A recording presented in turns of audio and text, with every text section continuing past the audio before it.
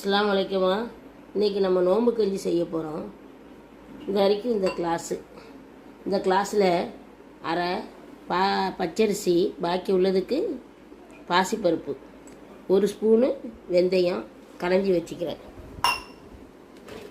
இது இருக்குது கறி ஒரு 100-150 கிராம் இருக்கேன். கேரட்டு சிம்பிளாக கொஞ்சம் காரம் வெட்டி வச்சுக்கிறேன். ஒரு வெங்காயம், முட்டைக்கோஸ் கொஞ்சம், கருவேப்பிலை, புதினா மல்லி, பச்சை மிளகா, ஒரு தக்காளி, 3 ஏலக்காய். எங்கள் ஊரில் ரம்பலைன்னு சொல்லுவாங்க. இந்த ரம்பலை இது பட்டை. ஒரு அரை முடி தேங்காயை எடுத்து வச்சுக்கிது. இனிமேல் அரைச்சி கடைசியில் தான் இதை ஊற்றணும். சட்டியை வச்சிட்டோம்.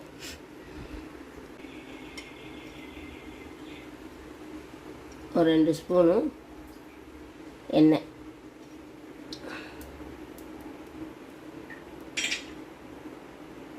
ரம்பலை, பட்டை, ஏலக்காய் போட்டு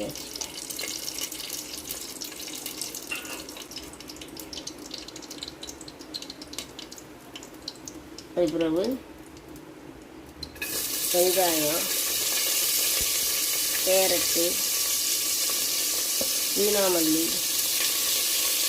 கருவேப்பிலை, 3 பச்சை மிளகா, முட்டைக்கோஸ்,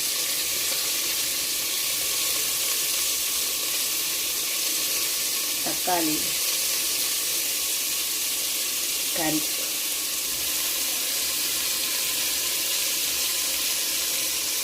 அதெல்லாம் போட்டு உப்பு போடணும்.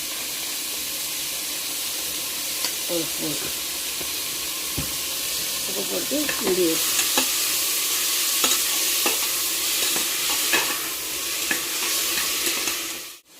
இப்போ கொஞ்சம் மூடி வைக்கிறோம்.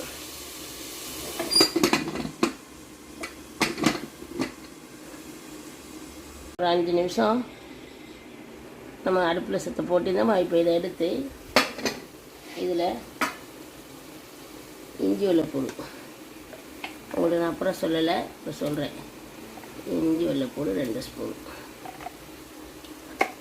மஞ்சத்தூள் தாராளமாக 1 ஸ்பூன் போட்டாலும் பிரச்சனை இல்லை. கரம் மசாலா கொஞ்சம்,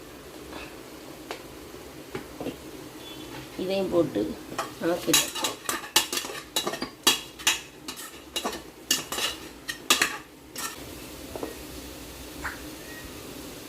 இதுக்கு பச்சை மிளகா 3 போட்டிக்கிறோம். கொஞ்சம் மஞ்சத்தூள், மிளகாத்தூள். அரிசியில் பாசிப்பருப்பு, பச்சரிசி, வெந்தயம் போட்டு அதை திணிக்கணும்.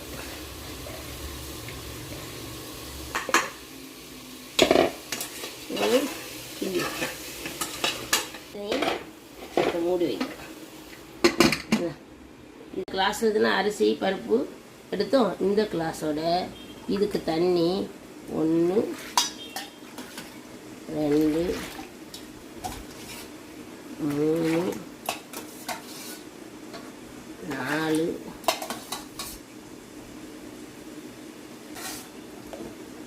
5 கிளாஸ் தண்ணி ஊற்றுறோம். இதுக்கு அளவு 1 கிளாஸ் அரிசிக்கு 5 கிளாஸ் தண்ணி ஊற்றுறோம். லைட்டாக கிண்டி விட்டுக்கிறேன், கீழே பிடிச்சிடாமல் இருங்க. இப்போ தண்ணி ஊற்றி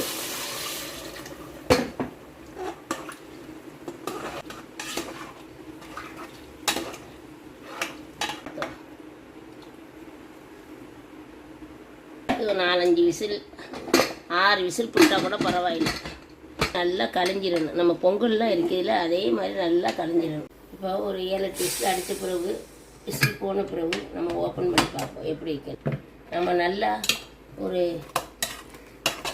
இது மாதிரி உள்ளதில் நல்லா நச்சு விடணும். நல்லா கழிகணும் நச்சு. இப்போ குக்கர்லேருந்து நம்ம என்ன சட்டிக்கு மாற்றிடுவோம். குக்கர் பாசி பெரிக்கிறதுனால கீழே அடி பிடிக்க ஆரம்பிக்கும். அதனால் நம்ம குக்கர்லேருந்து சட்டியை மாற்றிடுவோம். அதில் இருக்கிறத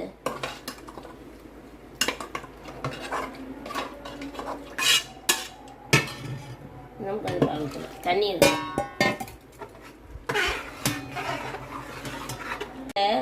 நோம்பு கஞ்சி இதில் சட்டியில் மாற்றிட்டோம். ஏன்டா அதில் அடி பிடிக்க தான் செய்யும். எப்படி தான் இருந்தாலும் அடி பிடிக்க என்ன செய்யும்.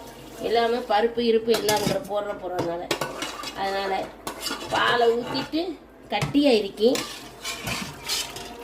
நம்ம 5 கிளாஸ் ஊற்றியுமே கட்டியாக இருக்குது. இப்போ நம்ம இந்த சட்டியில் மாற்றி நல்லா கடைஞ்சி பிரிக்கணும். நோம்பு கஞ்சி நல்லா தேங்காய் பால் நான் அதையும் ஊற்றி கட்டியாலேயே நமக்கு உப்பு உரப்பு எல்லாம் கரெக்டாக பார்க்கணும். எல்லாம் நல்லா இப்போ என்ன செய்யணும், இதை நம்ம சிறுதியில் லைட்டாக போடணும். இது நோம்பு கஞ்சியோட வேலை முடிஞ்சு சிறுதியில் ஒரு 2 நிமிஷம் 3 நிமிஷம் போட்டு அமர்த்தி விட்டுற வேண்டியதான். நோம்பு கஞ்சி ரெடி. அடுத்தாப்புல இதுக்கு நம்ம இதுக்கு ஸ்பெஷல் நம்ம பருப்பு வடை சுடணும். அந்த வடை நான் ரெடி பண்ணி வச்சுக்கிறேன். இன்ஷால்லா இன்னொரு நாளைக்கு அதோடைய இது நான் போடுறேன். பருப்பு வடை நான் ரெடி பண்ணி வச்சுக்கிறேன். அந்த பருப்பு வடையும் இந்த கஞ்சியும் போட்டு ஒன்றா கோப்பையில் ஊற்றி சாப்பிட்டா செம்ம டேஸ்ட்டாக இருக்கு. இன்ஷால்லா எல்லா மக்களும் இதே மாதிரி செஞ்சு பார்த்து சாப்பிடுங்க வீட்டில் இருக்கும்போது.